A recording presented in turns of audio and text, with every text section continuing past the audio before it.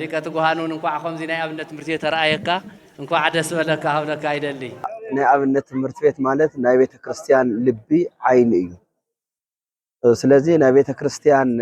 ኩሎም አቦታት ሊቃነ ጳጳሳት ይኹኑ ኩሎም ምሁራን በከአብነት ትምህርት ቤት እዮም ዝወለዱ ለዚ እሺ ሊቃውንት ክነፈርግ ከምቲ ላተነገረል ጸንሐ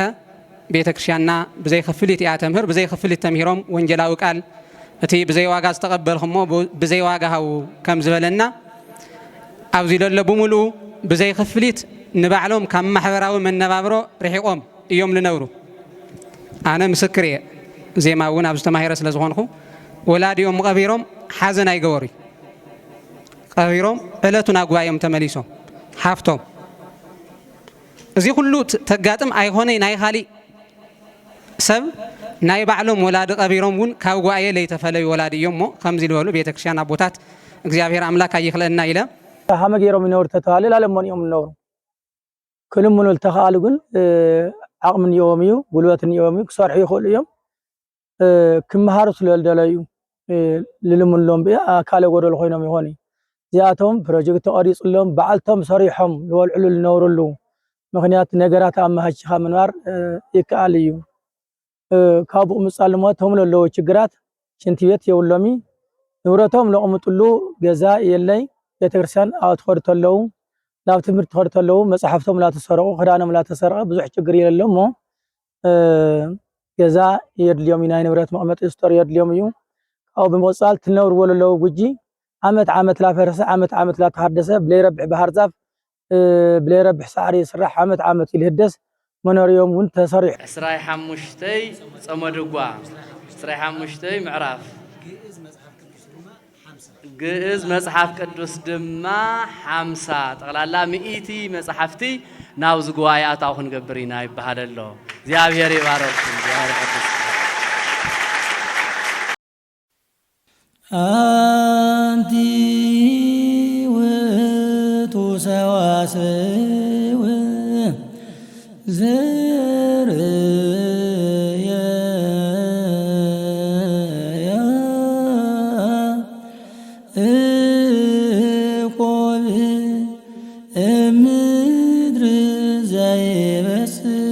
ሰማይ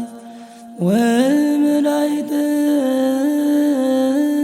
እግዚአብሔር ያርጉ ወይወርዱ ውስቴታ ሰአሊለነ ቅዱስ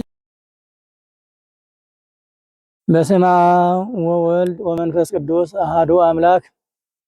በቅድሚያ ለሰዋስው ሚዲያ ልገወርኩም لنا ተበብር ታሕታይ ላዕላይ ዓቀበት ወሪድኩም ቁልቁሉ ዓቀበት ደይኩም ቁልቁሉ ወሪድኩም ንገወርኩም ለሓገዝ ቅድሚ ኸዝ እውን ተሓዊርኩም ብዙሕ ስራሕቲ ሰሪሕኩምና ብዙሕ ሓሳባት ተሓዊርኩም ሓጊዝኩም ናይኹም ይቀኒየልና ይጃህር ሃበልና ኣብ ቀጻሊ እውን ካብ ጎድና ከይትፍለዩ ሓደራ ንብለኩም ካብ ብምቕጻል ናሎም ማዓልተ ገይር ዘሎ ስራሕ ብጣዕሚ ደስ ይልኒ ተራእዩ ለይፈልጥ منار يوم ولا يفلتو حوات نار يوم ولا يفلتو حاوي ان رب يتغوايه ابزي سراح زوصيحو بزحات حواتنا بزحات افات من كريو تغيريو طعم دسيلنيو تسرحو ابزي مصحو بوت بزح چغر ون يريو قطري بصحاي نفاس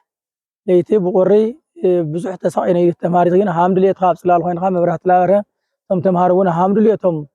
لا صنعوا له هنا ስለተፈጠረ በጣም ደስ ይለንዩ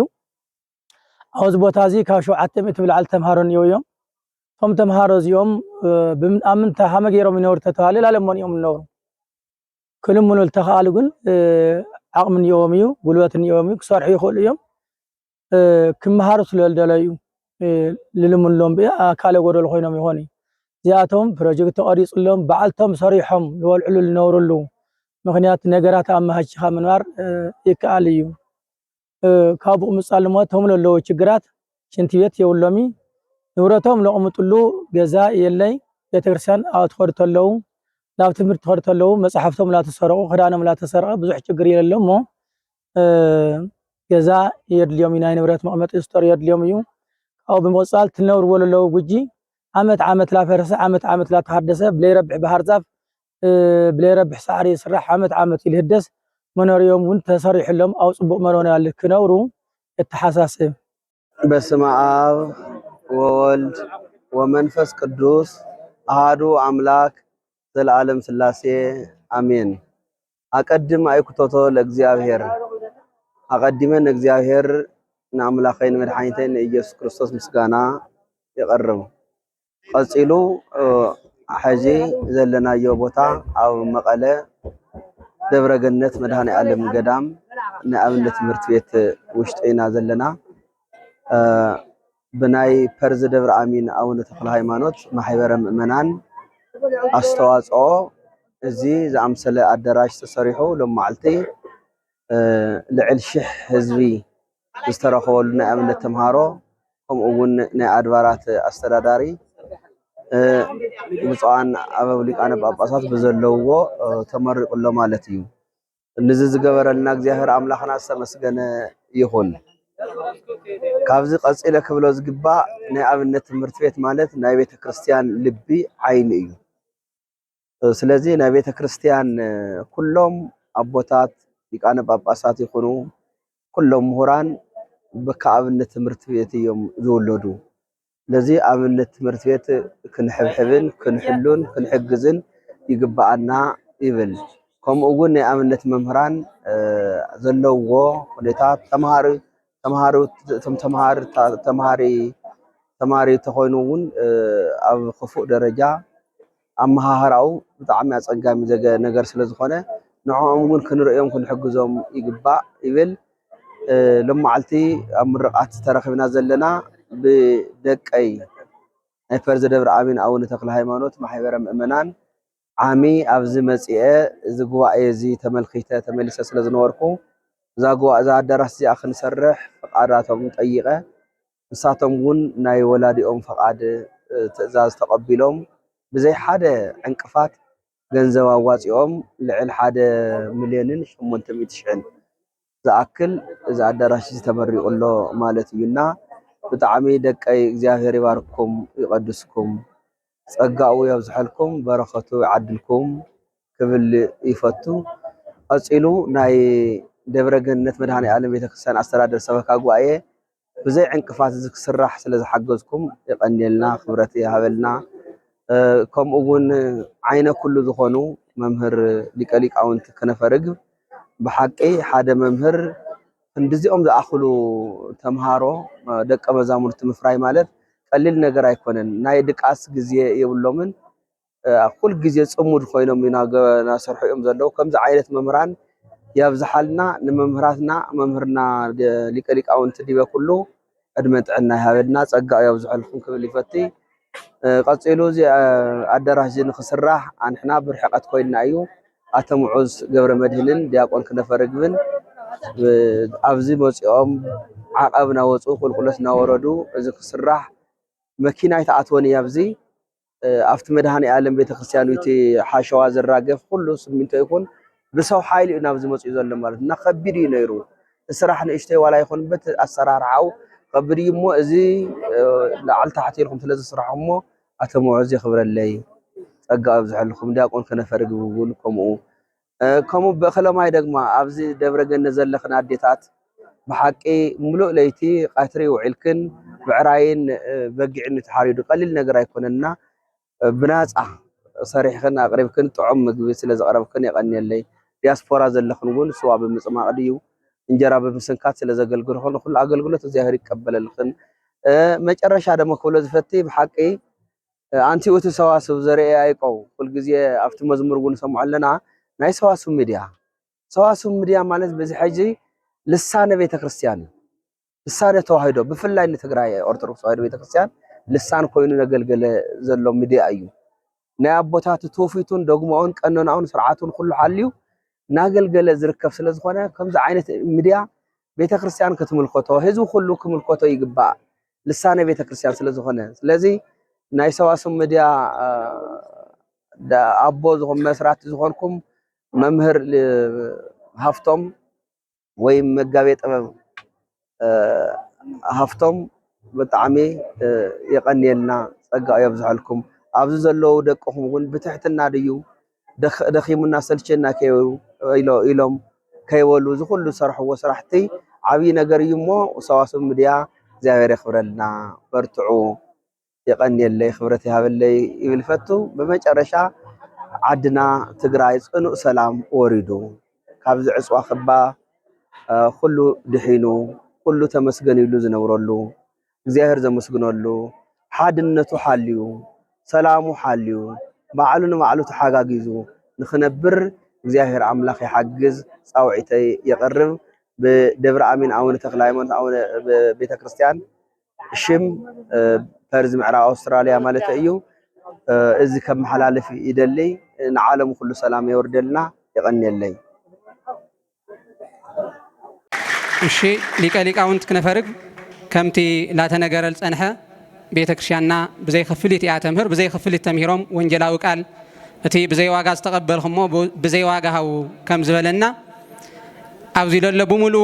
ብዘይ ክፍሊት ንባዕሎም ካብ ማሕበራዊ መነባብሮ ርሒቆም እዮም ልነብሩ ኣነ ምስክር እየ ዜማ እውን ኣብ ዝተማሂረ ስለ ዝኾንኹ ወላዲኦም ቀቢሮም ሓዘን ኣይገበሩ ቀቢሮም ዕለቱን ኣጉባኤም ተመሊሶም ሓፍቶም እዚ ኩሉ ተጋጥም ኣይኾነይ ናይ ኻሊ ሰብ ናይ ባዕሎም ወላዲ ቀቢሮም እውን ካብ ጉባኤ ለይተፈለዩ ወላዲ እዮም ሞ ከምዚ ዝበሉ ቤተ ክርስቲያን ኣቦታት እግዚአብሔር አምላክ ኣይኽለና ኢለ ኣብዚ ጉባኤ መርሃ ግብር ዝርዝር ንባብ መጻሕፍቲ ዳዊት ድጓ ጾመ ድጓ ምዕራፍ ዝማሬ መዋስት ይካየድ ቅኔ እውን ኣሎ እዩ ከምኡ ድማ ግዜ ወንበር ዝምልከት መዝሙረ ዳዊት ንባብ መጻሕፍቲ ኩለ ግዜ ቀዳምን ሰንበትን ዓበይቲ በዓላት በሃል ተሎ ትንሳኤ ንሕና ኮፊና ንውዕል ትንሳኤ ንሶም ካብ ወንበር ኣይፍለዩ እዞም ልጠቐስኽዎም ንባብ መጻሕፍቲ ዳዊት ኩለ ግዜ ቀዳምን ሰንበትን ዓበይቲ በዓላት በሃል ተሎ እቶም እንሕና ንዕርፈሎም ንሕጎሰሎም ዓበይቲ በዓላት ልደት ትንሳኤ ጥምቀት እዚኦም ማለት እዩ ኣብዚ ይካየድ ድጓ ዝምልከት ካብ ለይቲ 9 ሰዓት ጀሚሮም ክሳብ ንጉህ 12 ድጓ ይምህሩ ካብ 12 ጀሚሮም ክሳብ 2 ሰዓትን ፈረኣን ድማ ዝማሬ መዋስት ዝመሃሩ ኣብኡ ድጓ እውን ንጉህ ዘይበጽሖም ይሕወሱ እዮም ካብ 7 ሰዓት ጀሚሮም ክሳብ 9 ለሎ ድጓ ልመሃር ጥራሕ ይመሃሩ ኣብ መዓልቲ ድጓ ልመሃሩ ክልተ ግዜ ይመሃሩ ማለት እዩ ዝማሬ መዋስት ዝመሃሩ ድማ ሓደ ግዜ ጾመ ድጓ ዝመሃሩ ካብ 3 ክሳብ 6 ድሕር ሰዓት ድማ ካብ 9 ክሳብ 11 ምዕራፍ ዝመሃሩ ካብ ምሸት ካብ 11 ይፈረኣይ ድሕር ውዳሴ ማርያም ለሎ ጀሚሮም ክሳብ 2 ሰዓት ናይ ምሸት ይመሃሩ ካብኡ ኣብዚ ጉባኤ ብተወሳኺ ኣብዚ ጉባኤ ለሎ ተምሃሪ ዜማ ጥራሕ ተምሂሩ ከይወፅእ ብምሕሳብ መጽሓፍ ምስጢር መጽሓፍ ክፈልጥ ኣብዚ ኸደ ቦታ ቤተ ክርስቲያኑ በኣግባቡ ክሕልው ብምሕሳብ በርባዕተ መምህራን ማለት እውን ሊቀ ሊቃውንት ኣስካለ በረከት ካብ መንፈሳዊ ኮሌጅ መጋቢ ምስጢር መምህር ሙሴ ተካ ካብ ደብረ ገነት መምህር ሉለ ቃል ግርማይ ካብ ዓዲ ወለል መምህር ክነፈር ግርማይ ድማ ካብ ላጪ ደብረ መዓዛ ኣቡነ አረጋዊ ነገር ሃይማኖት ትምህርተን ወልወት ኣብ ዓመት ዘለው በዓላት ታሪኮም ከምኡ ድማ ማቴዎስ ወንጌል ኮርሲ ይወሃቦም እዚ ድማ ልወሃበሉ ሰዓት ኩለ ግዜ ቀዳምን ሰንበትን ኮይኑ ካብ 9 ሰዓት ክሳብ 11 ሰዓት ይወሃብ እዚ ክካየድ ድማ ነዚ ሓገዝ ዝኸውን ልዕሊ 100 መጻሕፍቲ ያው ቶም ገበርሰና ይቅርታ እንተ ሓደ ግዜ ንገርኒ ልዕሊ 100 መጻሕፍቲ ትግርኛ መጽሐፍ ቅዱስ ነቶም ዝወሃቡ ኮርስታት እቶም ዝተጠቐሱ ጥቕስታት መሰረት ገይሮም ከንቡ ከጽንዑ ተገይሩ እዩ ካብኡ ካልኦት ልምዓታዊ ስራሕቲ አንተ ወላ ተዘርዘረ ነይሩ እዩ ሊቀ ስዩማን መምህር ሃመልማል መምህር አፈወርቅ ካልኦት እውን ዘለዎ ብመተሓበርነት ሊቀ ስዩማን መምህር ሃመልማል ልዕሊ 470,000 ልወደ መብራህት ከኣቱ ተገይሩ እዩ በዚ ድማ ተምሃሪ ኣብ ዝኾይኑ ንምጽናዕ ዝሽገር ዝነበረ ዓብይ ጸገም ተፈቲሕሉ እዩ ካብኡ ብምቕጻል ኣብዚ ልምዓት ዝምልከት ኣብዚ ቤማን ጸጋም ትንኸተለና ንርእዮም እዚ ትምህርቲ ጥራሕ ኣይኾነ እዚ ከባቢ እውን ልምዓቱ ብምሕላው ዘይለምዐ ቦታ ብምልማዕ እውን እዚ ተምሃሪ ዓብይ እጃም ኣለዎ ቤማን ጸጋም ትንኸተለና ዘግባ ኣሎ ኣውሊዕ ኣሎ ጽሕደ ኣሎ እዞም ተምሃሮ ዝተኸልዎም እዮም ሕዚ ተሰሪሑ ዘሎ ሓድሽ ኣዳራሽ መጀመርያ ግድግዳ ነይሩ ዓንተ ወላ ተገለጸ ነይሩ እሱ ሓደ ካብኡ ብምቕጻል ድማ ኣብቲ ናይ መጀመርያ ጉባኤ ቅድሚ እዚ ጉባኤ ዝምብጽሑ ኣብቲ ማዕዶ ዝነበረ ጉባኤ ላውዚ قدم ممصو ناي كلهم مصحفت ناي كلهم تمهارو نبرتهم لبيتكشان تختلوا يسرق سلازنبره ناي حبرت أدراش بحفتنا إلسا زقدقدانا تدراش تشفينون يو دحر حزي كفتحو زدليو قدم حز زي تفتحو دحر حزي أبزل لهم بزوحات قبرت سناي بزوحات اللهم إذا تمهارو أجمعهم ترديهم نكتفتحو زي تفتحو أجمعات نقدميت كفتحو زحسو حدا مصحفتي أبزل له تمهار نريال لنا كاف قطر كافتي بستفلالي بكوينات بستفلالي ملكو استغوده محبرسب እዩ መጽኢል ማህር ለሎ ትሪዎም ለለኹም ለለ ንሸቕል ዘይበቅዑ ህፃውንት አለው ግን ሞዮም ናይቶም ዓበይቲ ሞያ በጽሖም ካበ የምጽኦም መጽሐፍት ይማሃሩ እዚ ዓብይ ጸገም ስለዘሎ ኣብ መላ ዓለም ትርከቡ ኣብዚ እውን ለለኹም ኣብ ማእኸልና ለለኹም ሓገዝኹም ከተጠናኸሩ ቶም መጽሐፍት ዘድልዩ መጽሐፍት ድማ ሓደ ዳዊት ጾመ ድጓ ምዕራፍ ነቲ ኮርስ ዝሕግዝ ድማ ግእዝ መጽሐፍ ቅዱስ ዝክረ ቃል ዝማሬ መዋስት ነዚ ጉባኤ ዝየድሊ እዚ ትበሃል ተሎ ንሓደ ተምሃሪ ተዋሂብዎ ተሚሩ ልኸይድ ኣይኮነ ኣብ ዓብይ ኣዳራሽ ተሰርሑ ጸገም ዘለዎ ተምሃሪ ጥራሕ ተማሂሩ ኣብኡ ዝገድፎም ማለት እዩ እንተሃልዩ ሒዞሞ ለኸዱ ታምናዮም እውን ጽቡቕ ግን ከምቲ ጉባኤ እቅድ ኣብ ዛ ዓብይ ቤተ ጉባኤ እዞም ዘርዘርኽዎ መጽሐፍቲ ብብዝሓት ተቐሚጦም እቶም ልተጸገሙ ህፃውንቲ ሸቕሊ ዘይውዕሉ ሕዚ ዓጺድ ኣሎ ዓጺድ ክውዕል ልኽእሉ ዓበይቲ እዮም ተማናእሽቱ ተጸጊሞም ስለ ዘለው እዚ ዓበይቲ እዮም ተማናእሽቱ ተጸጊሞም ስለ ዘለው እዚ ክትተሓበሩ ሓደራ ይባሃል ኣሎ እዞም ካልኣይ እዞም ልዕሊ 700 ተምሃር ዝኾኑ ልዕሊ 700 ዝኾኑ ተምሃሮ ከም ሰባት ምንፋስ የድልዮም እዩ እዚ ትበሃል ተሎ ሽንቲ ቤት የድልዮም 700 ተምሃሪ በዚ በብዝኸዶ ከባቢ ኣብ ዝኸዶ ቦታ ትሸይን ተሎ ኸይዶም ዘጽንዕሉ ቦታ ላሳኣኑ እዮም ስለዚ ቦታ ለጽንዕሉ ምሳን ጥራሕ ላይ ሆነ ኣብ ጥዕኖም እውን ኣብ ውልቀ ጥዕኖም እውን ጸገም ኣሎ ምክንያቱ ሰባት እዮም ምንፋስ የድልዮም ነዚ ሁሉ ዝኣክል ኣብ ሓደ ቦታ ዝምጠጥ ሽንቲ ቤት ብዘይ ምህላዎም ኣብ ብብዝኸድዎ ቦታ ይናፈሱ ድሓር መጽሓፍ ከጽንዑ በኣት ሓለፉ ኣብ ምቺ ኣብ ዝተፈላለየ ሓደጋ ይወድቁ ስለ ዘለው ኣብ መላእ ዓለም ትርከቡ ኣቐዲምኹም ታ ሽንቲ ቤት ክትሰርሑልና በዚ ኣጋጣሚ ክገልጽ ይደሊ ካብኡ ዝስተማይ እውን የብሎም ሕዚ ክረምቲ እግዚኣብሔር ይመስገን ካብቲ ገረብ ይሰትዩ እዮም ሓጋይ ትኾን ተሎ ግን ዝከባቢ ዝልወርር ሩባ ስለ ዝደርቕ ዓብይ ጸገም ኣለዎም ካብኡ ቀጺሉ ናይ መጨረሻ ራብዓይ ቤተ ንባብ እዚ ሕዚ ወንበር መምህርዮም እዩ ቅድሚ ሕዚ ችገሩ ነይሮም ብግድግዳ ኮይኑ ነይሩ እሱ እውን ከይኣርግ ተባሂሉ ሕዚ ብዘመናዊ ኣዳራሽ ተሰሪሑ ኣሎ ከምኡ ድማ ናይ ኩሎም መጽሕፍቲ ተቕሊሉ ቤተ ክርስቲያን ተኸተለው ኣብኡ ቆሊፎም ዝኸዱ ስቶር ሓፈሻዊ ኣዳራሽና ቤተ ንባብ የድልዮም እሞ እዚ ክትገብሩ ትኽእሉ ገበርቲ ሰናይ እግዚኣብሔር ጸጉኡ ለብዝሐልኹም ኣብዞም ነጋንጎ ንቤተ ክርስቲያን ዝሕሉ ሓጹር ዝኾኑ ካብ ዝመጽእ ነጣቂ ኩሉ ዝከላኸሉ ኣብዚኣ እዮም ልዕሎም ለለው እሞ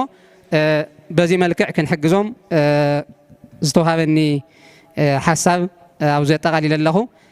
ብሓቂ ካብ መጀመርያ እውን ብፁዕ ኣቦና ተኾነ እውን ኣብዚ በመሓዳርነት ንሃለው መስሪቶም ጽቡቕ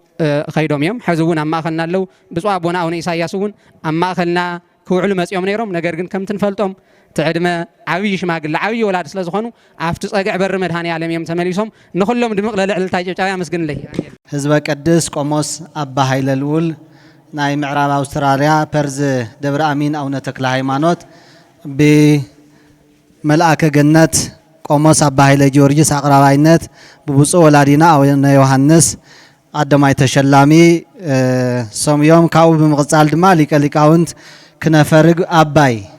ልዕሊ 730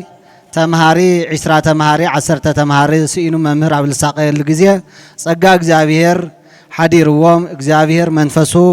ኣዋሂድሎም እዞም ንሪኦም ለለና ደቀ መዛሙርት ለምህሩ ሊቀ ሊቃውንት ክነፈርግ ኣባይ ኣብ ሽልማት ብቕደም ሰዓብ ክቡር መልአከ ገነት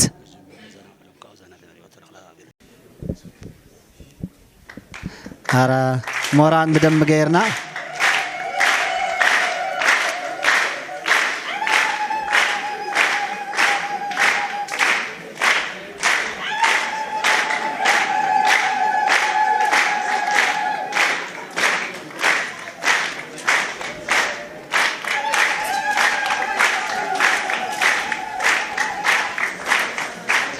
زعباي نري لنا لبرز دبر أمين أو نتكله مانوت معراب أستراليا لله بيت كريستيانيا مخناتهم تما أوللو مؤمنان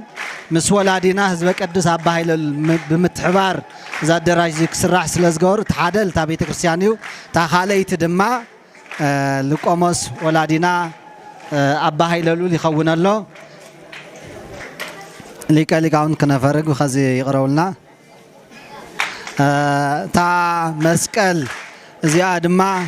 ياو مسكال حيلي مسكال صنعي مسكال مدحانيت نفس سلازخونه بمسكالهم ون بيت غوايه لبارخو تممنان لهاوم ገንዘቡን አውቁም ነገር ኩዕሉ ዝገብሩ አቦ ስለዝኾነ ዝሽልማዚ ተዋሂብልና ነው ክብረት ያበልና ሊቀ ሊቃውንት ክነፈርግ ድማ አምትልወልናዮ ካባ እሺ ሞራን ባልወላዲኹም ዋናማ ምንዲው እሺ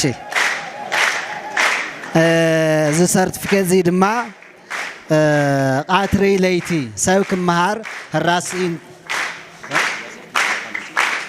እስከ ሓንቲ ጊዜ ወንታ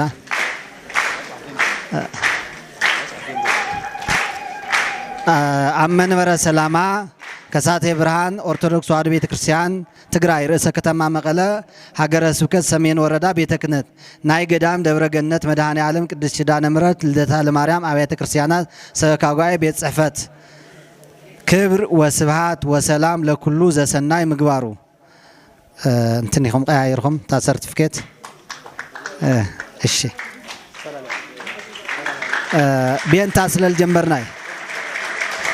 ንክቢተ ክብር ይደልዎሙ ወፈድፋደሰ ለእለ ይሰሩ በቃል ወበምህሮ ጢሞቴዎስ ቀዳማይ ጢሞቴዎስ ምዕራፍ 5 ቁጥር 17 ናይ ምስጋና ምስክር ወረቀት ንሊቀ ሊቃውንት ክነፈርግ አባይ ንስኹም ቀትሪ ምስለይቲ ወንበር ተኺልኹም ተተካእቲ ወለዶ ኣብ ምፍራይ ኣብ መላእ ዓለም ትግራይ ኣብ መላእ ትግራይ ዘየለ ተዋዳዳሪ ዘይብሉ ጓኤ ኣስፊሕኹም ኣብ ምስትምሃር ስለትርከቡ ንቐጻሊ እውን ጓኤኹም ኣስፊሕኹም ብምምሃር ከም ትቕጽሉ ብምእማን እዚ ናይ ምስጋና ወረቀት ተዋሂብኩም ኣሎ ደብረ ገነት መድኃኔ ዓለም ቅድስት ኪዳነ ምሕረት ሰበካ ጉባኤ ሰነ 25 ወርሒ መስከረም 2018 ዓመተ ምህረት ፍቃድኩም ተኮይኑ ናይ ወላዲና እውን ክነንዎ ንኽእል ኣይ ግዜ ይቆጠብ ተትይለ ያው ተሓሳብ ጌርና ክንኸድ እሺ ካዓ ቀፂላ ብክብሩ ወላዲና ቆሞስ ህዝበ ቅዱስ ቆሞስ አባ ኃይለሉል ተዳለወ ሽልማት ኣሎ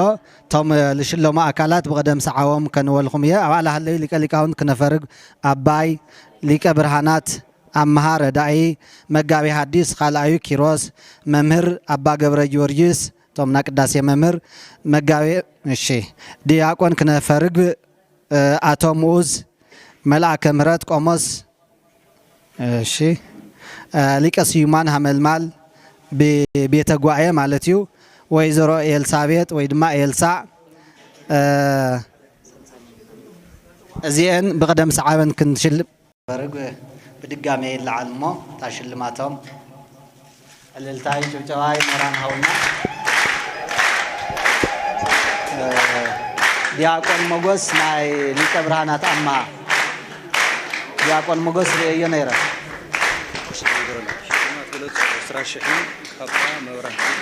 ብጣዕሚ ዝገርም 20,000 10,000 ዝውድእ ድማ መብራቲ ብቻርጅ እውን ይሰርሕ ብባትሪ እውን ይሰርሕ ካባ እዚ ኩሉ ተዋሂቡን እዮም መስክመራና ውና ለወላዲና አጥንቱ ይድቦም ክብረት ያበልና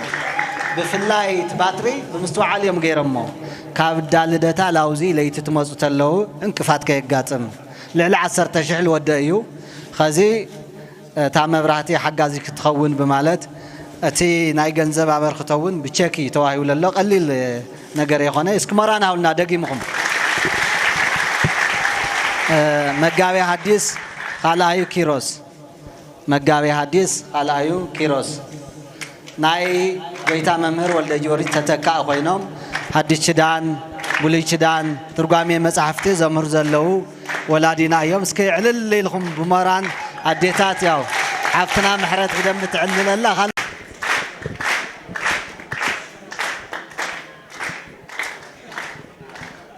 ካልኣይ ተሸላሚ መጋቢ ሐዲስ ካልኣዩ ኪሮስ ኣብ ናይ ባህታዊ ቆሞስ መምህር ገብረ ጊዮርጊስ ተተካእ ኮይኖም ብትርጓሜ መጻሕፍቲ ብምምሃር ዝርከቡ ዘለው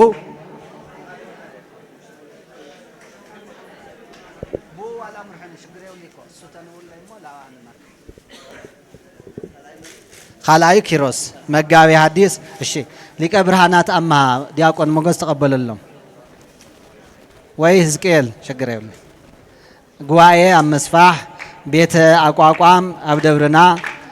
ብደንቢ ገይሮም ኣምርሃም ምስምሃር ለለው ወላዲ ስለዝኾን ትጓኤ ወንበር ላይ ተኸለሰብ ይቅርታ ወንበር ላይ ፈትሐሰብ ክባራታታ ይግበኦ በማለት ሊቀ ብርሃናት አምሃ ታ ኤልያስ ትብልያ ኤልያስ ትብል ሊቀ ብርሃናት አምሃ ብማዕዶ ስለዝኾነ ና ጽሑፍ እንትን ነይሩ በአ ክትተሓዝኔዋ እሺ እግዚአብሔር ይኽብረልና መበል ሳልሳይ መምህር አባ ገብረ ጊዮርጊስ መምህር አባ ገብረ ጊዮርጊስ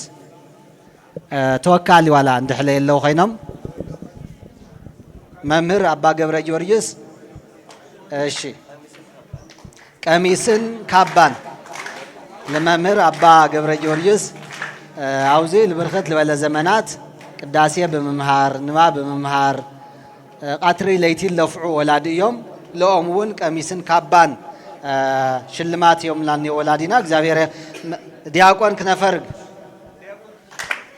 ክነፈርግ እዚ ዝኹላ ብሊኮት ሓሸዋ ጸጸር ተንዲኖ ከጓዓዝ መከራው እሺ ለሐውና ዲያቆን ክነፈርግ ቼክ 20,000 ወርቀ ዘቦ ካባን ተዋሂብልና የሐውና ዲያቆን ክነፈርግ እስኩመራን አውልና እግዚአብሔር ይኽብረን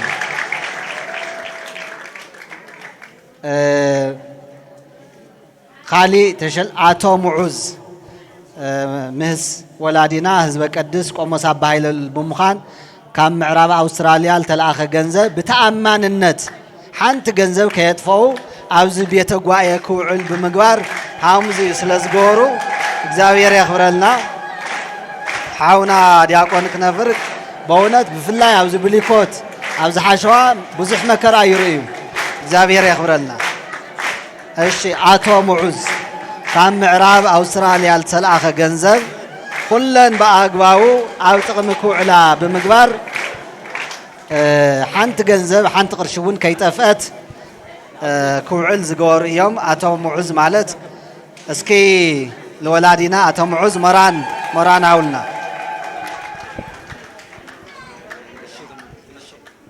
ካው ብምቕጻል ድማ ሊቀ ሊቃውንት አስካለ በረከት ሎማዓንቱውን ከምህርና ተዳልዮም ነበሩ ሰንበት ሁል ጊዜ ካብ ሰዓት 9 ጀሚሩ እስከ ሰዓት 11 አውዚ መጽሐፍ ቅዱስ ጽንዓት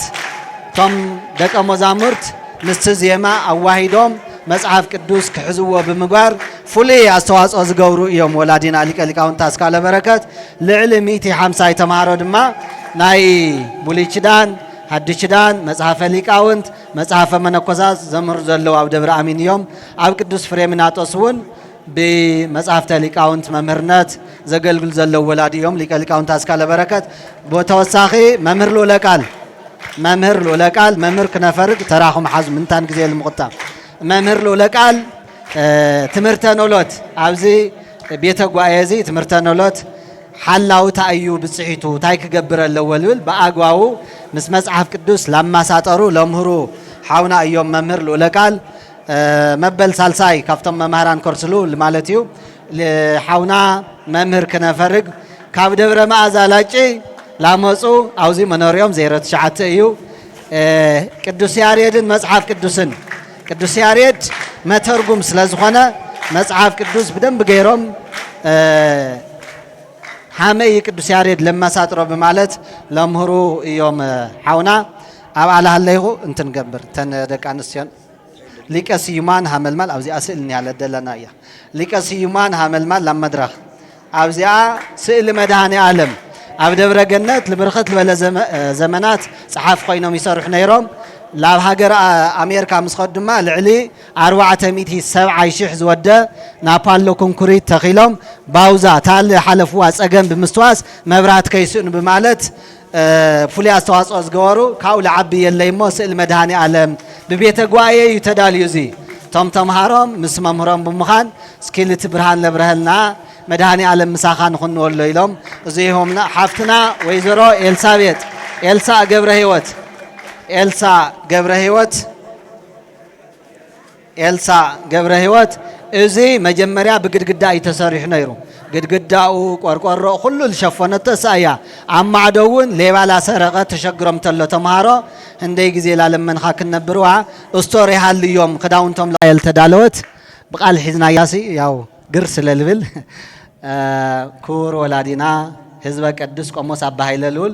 مدهاني عالم سئله مدهاني عالم يا مدهاني عالم مسؤم يخون بمالت ببيته غوايه يتدالي لله ولادينا يقبلنا تاسل سيت سئلنا توميا እሺ ሞራን ሀውልና ለወላዲና ንወደለና አይና ከዚህ ለምሳይ ይቀጣ እሺ አራማናን እስካ ለቀባሉ ሐምዚ ጨብ እሺ እግዚአብሔር ያክብረን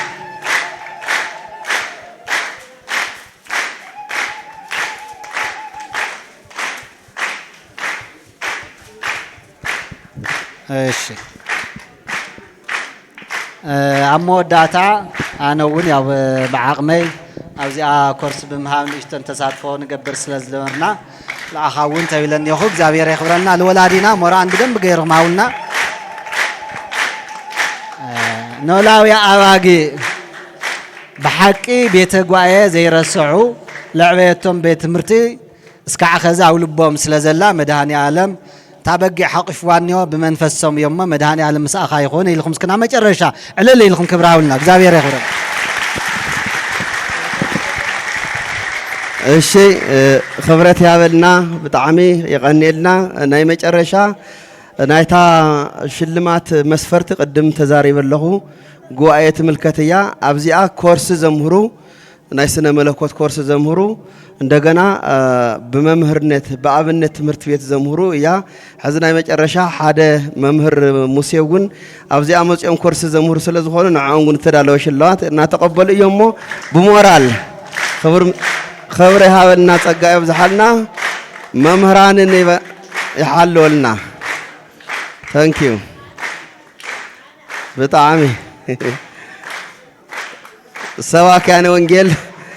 قاميس كلو سلوو انه اندينا بروا استوري حال اليوم قداونتم لقمطلو إلنا لعلي 300 شيح الودا معدو سريحايا عاوزي دما عقن غنزو انا يفلط خوي اذا دراجزي مجمريا لمسرته التسايا ولاديت املاك عد حوسله مريم مسايا عاوزي لك قدس كدانه مرت ناصا عقدايم بي كدانه مرتي مريم يحدث ስለዝኾና ቅድስት ድንግል ማርያም مساخت خونيلنا نينا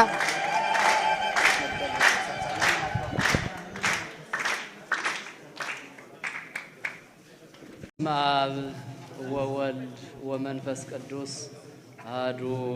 املاك قدوس قدوس قدوس እግዚአብሔር አምላከ አማልክት ወእግዚአ አጋእስት ዘሃሎ ይሄሉ እስከ ለዓለም ቀድመ ዓለም ዝነበርካ አምላኽና እግዚአብሔር ማእከል ዓለም ዘለኻ ፈጣሪና እግዚአብሔር ዓለም ሕሊፍካ ትነብር ጎይታ አምላኽና እግዚአብሔር ቅዱስ እንዳተባሃልካ በቅዱሳን መላእክት በቅዱሳን ጻድቃን እንዳተመስገንካ بليكاونت بيت كريستيان سبوه وودوس زسارر كله عالم እንዳተባሃልካ ሰማይ በዘይ ምንም ኮለን ዘጽናዕኻ ምድሪ በዘይ ምንም ኮለን ዘቆምካ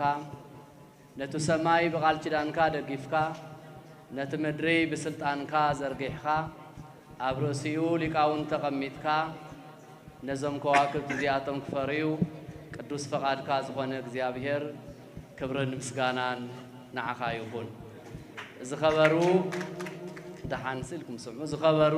መልአከ ገነት ቆሞስ አባ ኃይለ ጊዮርጊስ ናይ ዛዕብይ ገዳምነቱ ሓልዩ አድባራት ሓቂፉ ዝነብር ታሪካውን ጥንታውን ገዳም ደብረ ገነት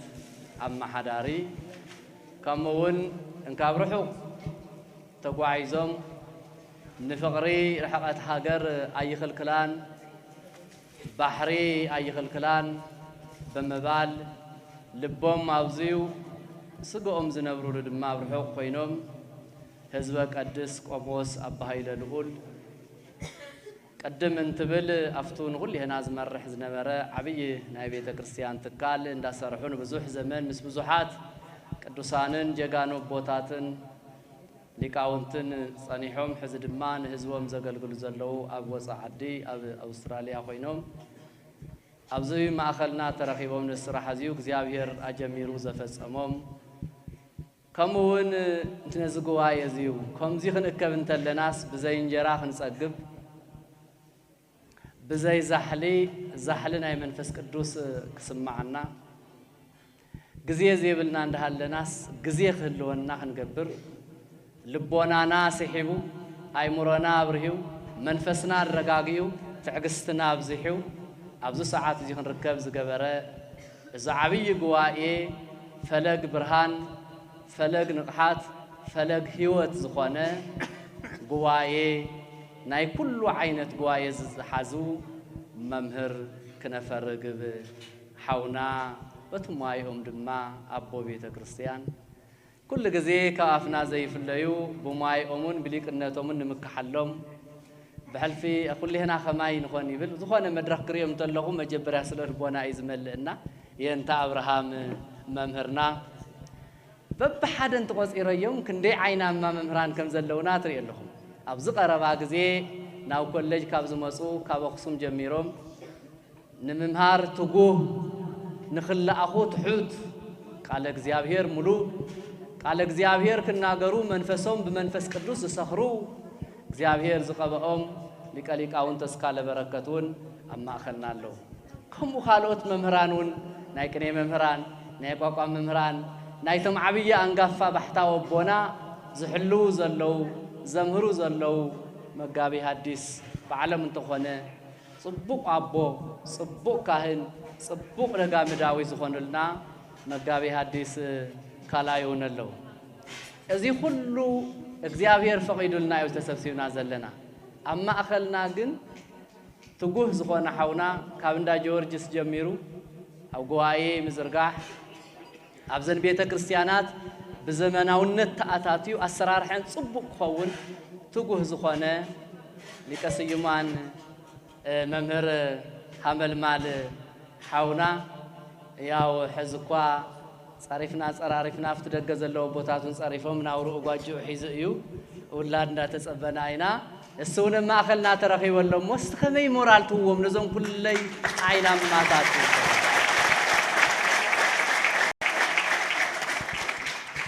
እዚህ እንደሐርበልኩ እخلخاس አመቃብረ ጻድቃን ዝራ ይብል ቅዱስ ቃሉ እخلخاس አመቃብር ጻድቃን ዝራ ይብል ቀጥታ በትቃሉን ተሪናዮ እخሊ ዝብላዕ እخሊ ምዝራዩ ግን ንሰ ይኮነን ዝብል ዘሎ ጎይታ እግዚአብሔር ጸሎትካ ኣብ ቅዱስ ቦታ ስዋይኻ ኣብ ጽቡቕ ናይ እግዚአብሔር ቦታ ቀጽልኸ እትሰርሖም ስራሕትኻ ወይን ድማ እትህዎም ምጽዋትካ እትሰርሖም ስራሕትኻ ኣብ ቅዱስ ቦታ ወይ ኣብ ናይ እግዚአብሔር ገዛ ግበሮ ንምንታይ ናይ እግዚአብሔር ገዛ እንደሃለኻውን አሎ ምስ ሓለፍካውን አሎ ስራሕኻስ ኣብ እንደ እግዚአብሔር ገዛ ስራሕዮ ቀዳማይ ኣብ ዝጠመየ ኣብ ዝዓረቀ ሰብ ህይወት ሰብ በኻልኣይ መንገዲ ኣፍቶም ከምዚኦም ዝበሉ ተማሂሮም ቤተ ክርስቲያን ዝሕሉ ተማሂሮም ህዝብ ዘምህሩ ተማሂሮም ስርዓትን ቅርስን ስነ ምግባርን ሃይማኖትን ፍልጠትን ክሕሉ ዝኽእሉ ኣብነት ትምህርት ቤት ቤተ ክርስቲያን እቲ ገንዘብካ ኣብኡ ዝረአዮ ተዋና እዚ ኣብኡ ዝረአዮ ኣብኡ እንታይ ግበረሉ ኣብነት ትምህርት ቤት ስርሓሉ ቀዳማይ ቁጽሪ ካልኣይ ቤተ ክርስቲያን ስርሓሉ حزب منغونا مچن نمنتاي بيت كريستيان زيبلو انا بيت كريستيان لا يفلطن قدميا خسرح زلو ابنت تمرت بيت ድሕሪት ኣብነት ትምህርቲ ቤት ዛደራሽ እዚኣ እያ ተፍትኛ ዓብይ ህንፃ ናይ እንዳች ዳነ ምሕረት ትወልድ እምበር ተፍትኛ ህንፃ ነዛ ኣብነት እዚኣ ኣይትወልዶን ንምንታይ እንድሕር ዓብይ ህንፃ ተሰሪሑ መምህር እንድሕር ዘይብሉ ደቀ መዛሙርት እንድሕር ዘይብሉ ኣዳራሽ ዝኸውን በዓል ህዝበ ቀድስ በዓል መምህር መልማል መቼ ርኢኹም ትኾኑ ብዙሕ ናብ ኣዳራሽ ተለዊጡ ካህንን መምህርን ተሳኢንዎ ብዙሕ ኣዳራሽ ዝኾነ ቦታ ኣሎ ስለዚ ቅድሚያ መን ይስራሕ ገንዘብ ካብ የውዕሎ ኣፍታ ኣብነት ትምህርቲ ቤት ኣፍቱ ናይ ኣብነት ተምሃሮ ኣፍቶም ሊቃውንቲ ኣብነት ተምሃሮ ዝወልዱ ዘለው ኣብኣቶም ዝረአዮ ትገንዘብካ ተኣስራት በኩራትካ ኣብኡ ዝረአዮ ስለዚ ኣብ መቃብረ ጻድቃን እቱ ስጦታኻ ሃቦ ኣፍቲ ቅዱስ ቦታ ኣፍታ ኣብነት ትምህርቲ ቤት ኣፍታ ኣውደ ምህረት ኣፍታ ኣጸድ ቤተ ክርስቲያን ንምንታይ ዘለዓለም ዝነብር ስለ ዝኾነ ዘይልወጥ ግዜ ይልውጠን ንእግዚአብሔር ግዜ ይልውጠን ናይ እግዚአብሔር ገዛ ደሞ ንዘለዓለም እዚኣ ቤተ ክርስቲያን እያ እዚኣ ትምህርቲ ቤት እንዳተባሃለት እምበር ናብ ካሊእ ክልወጥ ይኽእል ቤተ ክርስቲያን ዝነበረ መቼን ዘመን ተዘይሓሚቑ ካሊእ ሰብ መጽኡ ቤተ ክርስቲያን ነርሙ ኣነ ገዛ ክሰርሓሉ ዝብል የለን እንተ መጽኡ ኳስ ይገርመኩም ዘመን እንድሕር ሓሊፍዎ መጽኡ እዚኣ እኮ ቤተ ክርስቲያን ቅርስ ቤተ ክርስቲያን እያ እሞ እንታይ ንግበር እያ ትበሃል ቤተ ክርስቲያን ንስራሕ እያ ትበሃል ስለዚ ህዝበ ቀድስ ቆሞስ ኣባ ሃይለ ልዑል ኣነ ሕዚ ብደስታ ብዙሕ መተናገርኩ ብዙሕ ክናገር ግን ግዜ ሰዓት ስለዘየለ ደስታይ ብስምዒተይ ብቻ ገሊፀ ይኸውን እየ ስለ ዝብል እገርኩሞ ዘለኹም ሰሪሕኩሞ ዘለኹም ሕዝናዓኹም በኣካል ብገጽናን ብሓሳብናን ትርኢና ኣለኹም ብኡ ተሓጒስኩም ኢኹም ክምስገኑ ዝግብኦም ግን ብኣፈካህን ተመኺሮም ብልሳነካህን ተገሲጾም በቦ ተባሪኾም ኣቦና ኺድ ምርሑና ክንክተለኩም ኢና ዝብሉ ምእመናን ረኺቦም ናይ ኣቡነ ተክለ ሃይማኖት ቤተ ክርስቲያን ተገልገልቲ ዝኾኑ ህዝቢ ትግራወት ፈተውቲ ትግራወት ዝኾኑ ናይ ትግራይ ጥቕዓትን መከራን ዝተረድኡ ናይ ትግራይ ኣብነት ትምህርቲ ቤት ሳይንስ ትምህርቲ ቤት ናይ ገዳማትና ከም ዝፈረሰ ጄኖሳይድ ከም ተፈጸመሉ ዝተረድኡ ኣብ ጎኖም ቆይሞም ምስኦም ኮይኖም ኣብ ሓፂር ግዜ ስታዊሶሞም ባዕሎም ጀሚሮምላ ደድሕሪኦም ምእመናኖም ስዒቦም ይኸው ትርእይዎ ዘለኹም ኣብ ገና ዕፅዋን ክባኒና ዘለና ሙሉእ ተፈትሐን ኣብ ሓፂር ግዜ እዚ ቅዱስ ዝኾነ ናይ ትምህርቲ ቤት ጉባኤ ከምዚ ተሰሪሑ ምርኣይ ክንደየናይ ዕድለኛ እዩ ክንደየናይ ዕድል ከም ዝሃበና እቶም ክርእዩ ዝደለዩ ኣይረኣዩን ዘመን ዓጊትዎም ሓሊፎም እቶም ኣብ ግዜ ድሓር ዝመፁ ግን ክርኢ ኸኣዮም ከም ተባሃለ ንክርስቶስ ክርስቶስ ከም ዝረኣዩ ክርስቶስ ዝተወለደላ ቤተልሔም እዛ ቅድስቲ ኣብነት ትምህርቲ ቤት እያ እሞ እስቲ ነዞም ኩሎም ኣውስትራልያ ዘለዉ ኣብ ካሊእ ዘሎ ህዝቢ ነቦና ምስው ኣብ ጎኖም ኮይኖም ምስኦም መፅኦም ዘለዉ ቅድምን ትብሉን መብራህትን ትንእቱን ተለና ግድግዳ ገርና እዚ ክሰርሖ ተለና ኣብ ቆርቆሮ ኣብቲ ናይ ዕንጨት መግዝኢ ብተፈላለየ ኣብ ኣምፖል ምግዛእ ኣብ ገመድ ዝዝርጋሕ ኣብ ኣምፖል ትወርድ ኣብ ውሽጢ ዓዲ ዘለዉ ብጉልበቶም ብጥበቦም በየመስሪያ ቤቱ ዘለዉ ኣብ ገዳም ደብረ ገነት ዘለዉ ሰበካ ጉባኤንን ካህናትን ሰባክያንን ወንጌልን ኣብ ደገ ዝነበሩ ድማ ነዚ ሕዚ ኣቦና ምእመናኖም ኣኪቦም ክመፁ ንእሽተይ ጅማሮ ተጀሚሩ ዝጸንሖም ቅድሚ ዝነበረ ዝሰርሑ ሕዝቢ ዝበለጸ ድማ ኣሐዲሶም ንሕና እንዳሃለና ብዕንጨት ይኸውን ፍልሖ ክበልዖ እየን ንሕና እንዳሃለና ዝዘንበለ ግድግዳ ይኸውንን ኣብነት ትምህርቲ ቤት ገዛና እዮም ደቅና እዮም ኢሎም ኣብ ጎኖም ኮይኖም እዚኣቶም ጥቕልል ለቢልኩም ብስም መድሃኒ ዓለም ኢየሱስ ክርስቶስ እቲ ዓብዪ ገዳምና እስቲ ኣመስግንዎ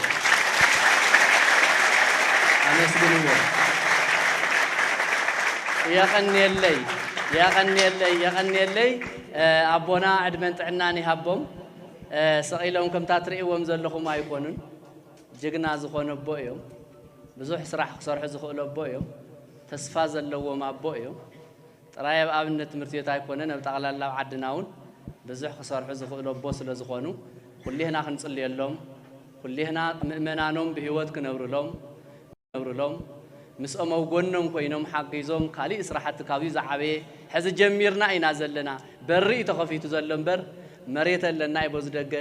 በዚ ንቅድሚት ዘለና እውን ሽንቲ ቤቱ ይኹን ነቶም መምህራን መቐመጢ ይኹን መቸን ሓገስቲ መምህራን ከድልዩ እነቶም ተምሃሮ ገዛ ይኹን ነቲ ሕጂ ቀጥታ ንደልዮ ዘለና ሽንትቤት ይኹን እውን ኣብ ጎንና ኮይኖም ምስኦም መፅኦም ዘለዉ ምእመናን መን ኢኹም ዝበልኩም ኣቶ ተስፉ ያው ናይቶም ምእመናን ናይ ውስጥ ደው ይወሎ ቦና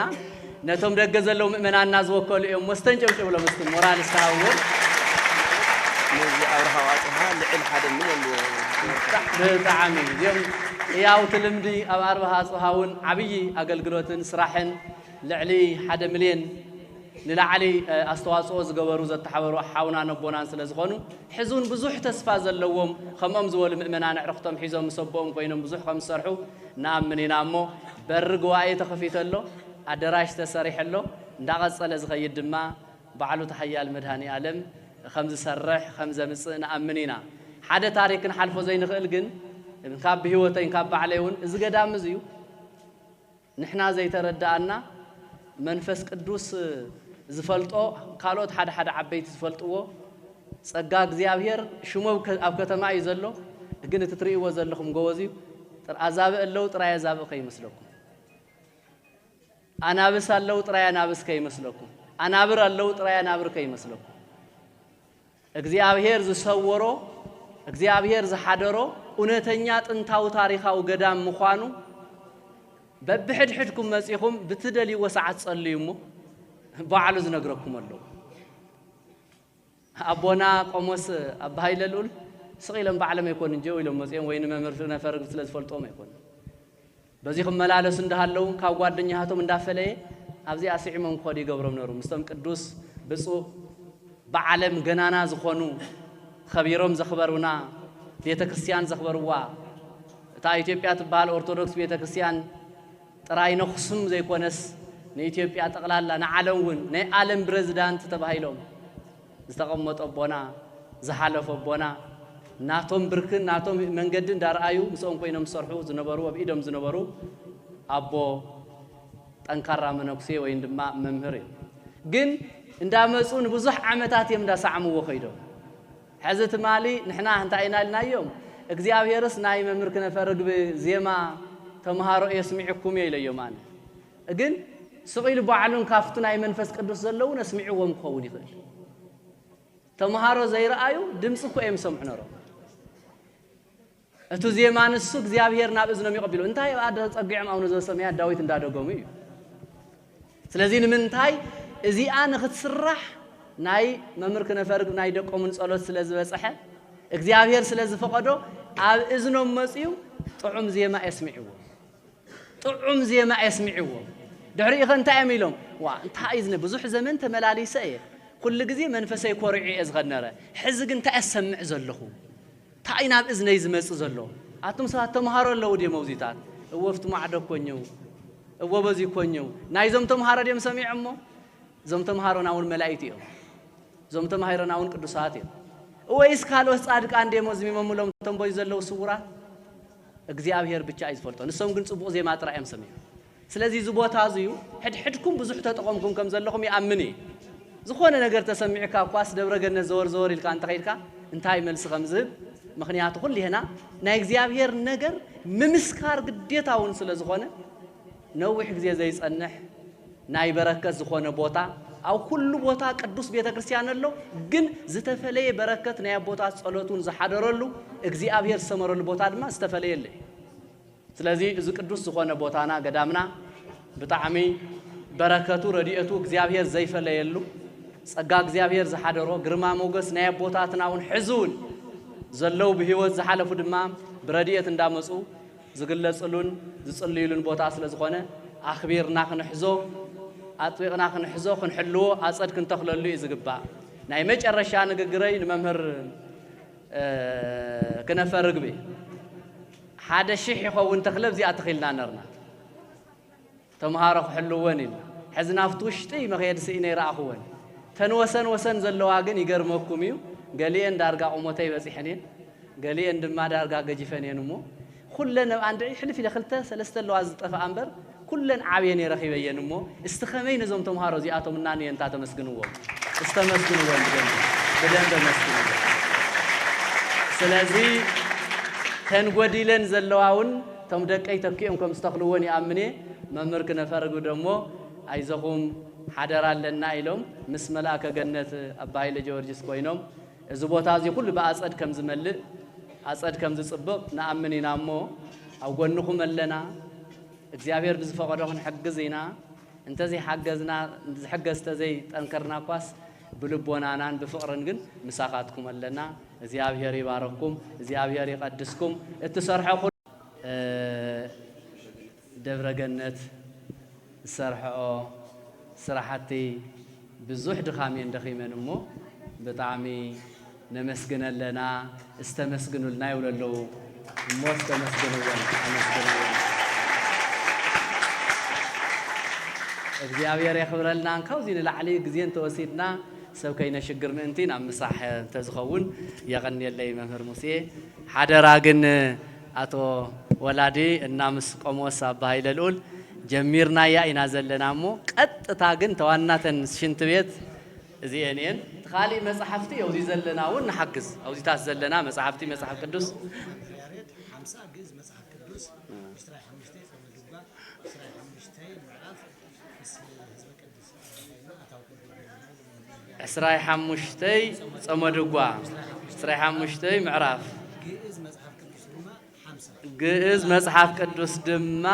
50 ጠቅላላ 100 መጽሐፍቲ ናው ዝጓይ አታው ክንገብሪና ይባሃለሎ እግዚአብሔር ይባረክም እግዚአብሔር ቅዱስ ሕዚ ኣብ ጎነይ መነሎ ሊቀት ጓሃን ዘለዎ ፍቅሪ እምበር ቤተ ክርስቲያን ሓዲሩስ ብእገሩ ቀብሪ ነሩስ ድሕሪው በወርፊድካ ብዘለካ ምስ ዘለተ ናይ ጥዕና ናብዚ ምምጻእ ብጣዕሚ ከቢድ ይነሩ ግን ናይቲ ገዳምን ናይቶም ዝደኸሙ ሰባት ክብሪ ስለዘለዎ ኣብ ጎንና ምሳናውን ተረኺበሎሞ ሊቀት ጓሃኑን እንኳዕ ከምዚ ናይ ኣብነት ትምህርቲ ተረኣየካ እንኳዕ ደስ በለካ ሃብለካ አይደሊ ካው ቀጽልና እንታዩ ናይ ኣቦና ሕዛ ኣነብዚ ኣተረኺበ ዘለኹ ርግጥ መደብረ ገነት ካብ ኩለን ነድባራት ንላዕሊ የኽብረኒ ኢለን ተተዛሪበ ያው እዩ ተዘይ ተዛረብኩ ትፈልጥዎኹም ንምንታይ ኢለኩም አንቶ ናይ ውሽጠይ ተናገረ እዚ ገዳም እዚ ከመይ ናይ በረከት ቦታ ምዃኑ ኢለኩም ብኻሊእ ምግዜ ድማ እታ በፂሕያ ዘለኹ ንዓይ መከራያ ንቤተ ክርስቲያን ግን ዝዓበየት ስልጣን ናይዛ ደብረ ገነት እዚኣ ገዳም ንብረትን ሃፍትን ስለ ዝኾነት ቅድሚያ ደብረ ገነት ገዳም የዝብል ስለዚ እዚ እኳ ኣነ ንዓይ ናይ ባዕለይ ፍቅሪ እንተሃለወኒ ግን ብፁዕ ኣቦና አቡነ ኢሳያስ ሕዘብ እዚኣ ተረኺበ ናይ ኩልና መልእኽቲ የዝሕልፍ ዘለኹ ተረድኡ ኩልኩም ምክንያቱ ብፁዕ ኣቦና ቤተ ክርስቲያን ቀዲሶም ታው ድማ ሓደጋ ዝገጠሞም ህፃውንቲ ቆልዑ ብመኪና ነሩ ቀብሪ ነሩ ኣብ ኦርፊዶም ድሕሪኡ ሓደ ፕሮጀክት ድማ ማይ ፕሮጀክት ነሩ ዝምረቕ ብእግርኻ እንዳተኸድካ ዝዝወር ይነሩ ኸይዶም ተዓዘው ከምናቶም ዕድመ ወይ ከምናቶም ጥዕና ኩንሞ እዚ ኩለይ ምስ ደኸሙ ንኺድኣ ብዛውነ ዮሐንስ ንኺቶም ደቂ ናይ ጽቦይና እዮም ዘለዎ ፍቱ ደብረ ገነት እንዲ ኣብነት ትምህርቲ ቤት እኮ እዩ ንኸስኢልና ብዘለናያ ኢና መጺና ድሕሪኡ ኣበይ በፂሖም ኣብዙ ናይ መድሃኒ ዓለም ሰጊርካ ዘሎ መቃብር በፂሖም ነሮም እግሮም ከኺዶም ይከኣለ ንእሽተይ ኣፍተፍቲው እንደው ዝወልል ደው ኢሎም ዝሓደርሉ ተው ዝነበረ እንቅስቃሴ እውን ምስ ዘሎ ናይ ጥዕና ምስኣን ምስ ኣበዮም ወደይ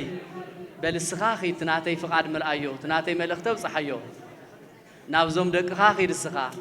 ናተይ መልእኽቲ ኣሕልፈለይ ናተይ እውን ግን ኣነ ክምለስ ኣይከኣልኩን እዩ እዚ ግዴታ ኣነ መፅኦም ምሳይ ኣብዚ እንተዝህሉ ኣነ ውላድ ኮይነ ጎኖም ተዝኾን ክንደይ ደስ መበለኒ ግን ጥዕና እንድሕር ዘይረኺብካ እንታይ ክትገብር ስለዚ ንሶም በኣር ኣብፂሕኩሞም ንዑ ገዝኦም ኢልና ንዕኦም ከይዶም ንገዝኦም ኣነ ድማ ናቶም መልእኽትን ናይ ባዕለይ ዘለኒ ገዳመይ ፍቕርን ናይ ክልቲህና መልእኽቲ እየ ዝሕልፍ ዘለኹ ስለዚ ዝግዋእ እዙዩ ሃገረ ስብከቱ እውን ኣብ ጎንኹም ኣሎ ደብረ ገነቱ እውን ኣብ ጎንኹም ኣሎ ሰበካ ጓኤ ኣነ እውን ብንእሽተይ ምሳኻትኩም ኣለኹ ኣይዘኻትኩም ክብለኩም ይደሊ እግዚአብሔር ያኽብረልና ኣቦናውን ጥዕንኦም ይሃብ እግዚአብሔር ይባረኩም ሰላም ይግበረልና ሕዚ ናፍታ ምስማይ ክንኣቱ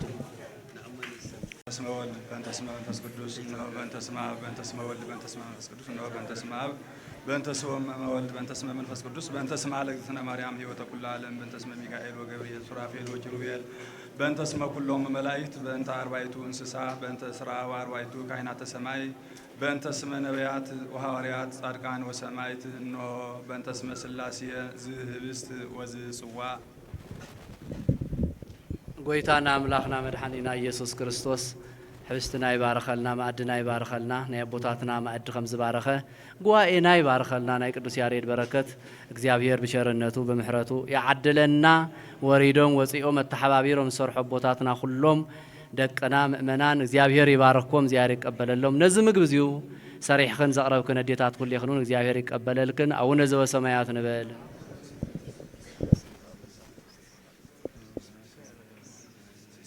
مهارن كريستوس يوم مهارن كريستوس يوم مهارن كريستوس يوم مهارن كريستوس يوم مهارن كريستوس كمو بأنت أجزأتنا مريم مهارن كريستوس نول عسر تغلط كزي مريم مهارن بأنت أجزأتنا مريم مهارن بأنت أجزأتنا مريم مهارن كريستوس أو جيس كريستوس ريحات ياتي كل زوج كذي هرتم ما يصير هاتيات بس ما وولد كريستوس بس ما وولد كريستوس بس ما وولد كريستوس يا بيري እሺ ቅብረት ያበልና በመጨረሻ ናይ ሰዋስው ሚድያ ናይ በሐቀ ናይ ቤተ ክርስቲያን ልሳን ዝኾነ ሰዋስው ሚድያ ካብዚ መጻናሉ ጊዜ ጀሚሮም ኣብዚ ናይቲ ኣብነት ትምህርት ቤት ዝተሰርሐ ናይቶም መምህራን ናይቶም ደቀ መዛሙርት ኩሉ ናመፁ ናዘጋጀው ንዓለም ንሚድያ ዘቕርቡ ዘለው ሰዋስው ሚድያ ናይ ቤተ ክርስቲያን ልሳን እዮም እሞ ኣብ ዓዲ እንግሊዝ ዘለው መምህር ሃፍቶም ከምኡ እውን ኣብዚ ዘለው ኣዘናደውቲ ናይ ሰዋስው ሚድያ ኣመስግን ላይ ሓደ ግዜ ሰዋስው ሚድያ ክብረት ያበልና ብሓቂ ሰዋስው ከመጀመሪያ እውን ሰዋስው እዩ ሕዚ እውን ናይ ሰዋስውነት ስራሕ ይሰርሕ ዘሎ ክብረት ያበልና ተንኪዩ